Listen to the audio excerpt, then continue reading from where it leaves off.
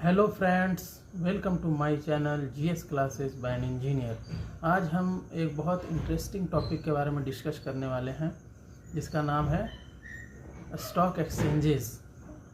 World wide, nation wide, दोनों level पे हम आज स्टॉक एक्सचेंजेस के बारे में जानेंगे। जी हाँ, ये स्टॉक मार्केट से लिंक्ड है। स्टॉक मार्केट को चलाने की एक सिस्टम है तो जिसमें हम पैसा इन्वेस्ट करते हैं। आज के डेट में people are inclined to invest their money towards stock exchanges too much, क्योंकि इसमें रिटर्न भी अच्छा है।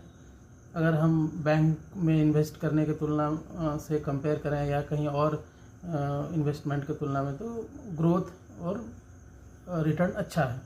इसलिए हम स्टॉक मार्केट में इन्वेस्ट करना पसंद कर रहे हैं और होना भी चाहिए। अब हम ये देखेंगे कि what is stock exchanges and what they do actually. तो इस कॉन्सेप्ट को समझने के लिए मैं एक छोटा सा एग्जांपल और सिंपल एग्जांपल लेना चाहूँगा कि जब हम ग्रोसरी शॉप में जाते हैं तो हम ये देखते हैं कि वहाँ जो बंदा बैठा होता है वो कुछ सामान बेच रहा होता है और हम जो गए होते हैं ग्रोसरी में सामान लेने के लिए, यानी बायर बन के जाते हैं। तो वहाँ पे क्या होता है कि सामान और पैसे के बीच ट्रांजैक्शन होता है। हम बायर्स होते हैं जो सामान लेते हैं और देने वाला सेलर होता है। Likewise in stock exchange, है ना, buyers and sellers are coming together, है ना, for doing transactions with the exchange. तो अब ये ट्रांजेक्शन क्या चीज़ का होता है? Transactions are related to the companies listed with the exchange. अब ये कैसे होता है? तो ये in the form of whether equities होगा, फ्यूचर एंड ऑप्शंस होगा, डेरिवेटिव्स होगा, सिक्योरिटीज़ के फॉर्म में होगा। बहुत अलग अलग टाइप के सेगमेंट्स हैं और एंटिटीज है जिसके थ्रू ट्रांजैक्शन होता है। But at the end company और जो एंटिटीज जो लिस्टेड हैं स्टॉक एक्सचेंज के साथ, उसके ग्रोथ और उसके डी ग्रोथ को देखते हुए हम उससे रिलेटेड इक्विटीज़ और अदर सेगमेंट्स को खरीदते हैं या बेचते हैं। तो अब हम ये क्लियर समझ गए हैं कि बाइंग और सेलिंग से कंपनी को उसके ग्रोथ का पता चलता है कि अभी कंपनी किस हालात में है, और अकॉर्डिंगली कंपनी ग्रोज अप और companies value goes down depending upon the inclination of the sellers, whether they are more, और buyers, whether buyers are more. यही कॉन्सेप्ट है, सिंपल। ओके, इस स्लाइड में हम देखेंगे कि डिफरेंट एक्सचेंजेस कौन कौन से हैं जो वर्ल्ड वाइड वर्क करता है। इसमें एक्चुअली 25 एक्सचेंजेस को दिखाया गया है। वर्ल्ड वाइड तो और भी एक्सचेंजेस एग्जिस्ट करते हैं, बट मेन 25 को दिखाया गया है ना। सारे का नाम मैं पढ़ूंगा नहीं, आप देख लेना, मैं PDF भी दे दूंगा, उस पर आप देख के और नोट भी बना सकते हो। But some importants I would like to mention here. चालू करें जापान से, तो जापान में निकेई स्टॉक एक्सचेंज है। चाइना में संघाई स्टॉक एक्सचेंज, ठीक है। फिर इंडिया में हमारा 2 स्टॉक एक्सचेंजेज है, BSE एंड NSE, Bombay stock exchange and national stock exchange. इसी तरह से अमेरिका की बात करें तो वहाँ न्यूयॉर्क स्टॉक एक्सचेंज चलता है, नेस्डेक चलता है, डाउ जोन्स चलते हैं। ये सब सारे वहाँ के एक्सचेंजेज हैं USA के। फिर एक यूरोनेक्स्ट करके है जो यूरोप में चलता है।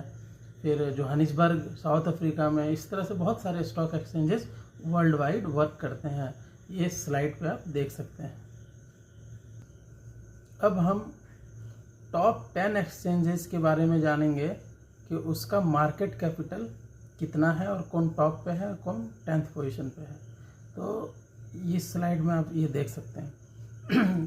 टॉप में USA के न्यूयॉर्क स्टॉक एक्सचेंज आता है, जिसका मार्केट कैपिटल आज के डेट में अराउंड 27.8 ट्रिलियन डॉलर है।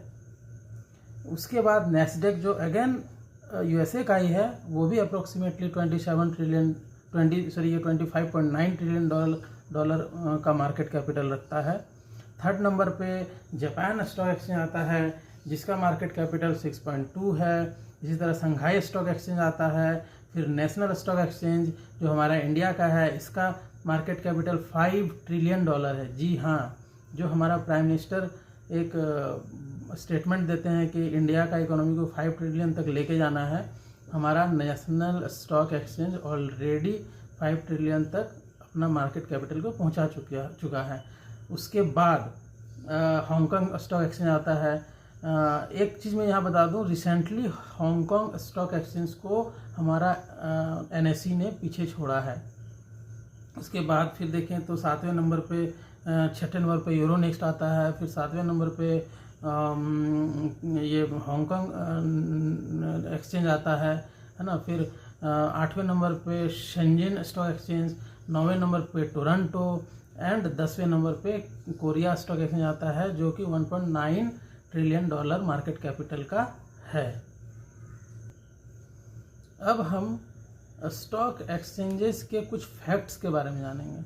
उसमें एक इम्पॉर्टेंट पॉइंट मैं बताना चाहूँगा, डेट ऑफ इस्टेब्लिशमेंट। सब वर्ल्ड का oldest stock exchange New York stock exchange है जो 1792 में इस्टेब्लिश हुआ था।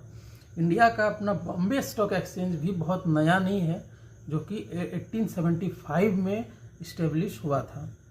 अब इंडिया के स्टॉक एक्सचेंजेस के बारे में कुछ पॉइंट्स देखते हैं।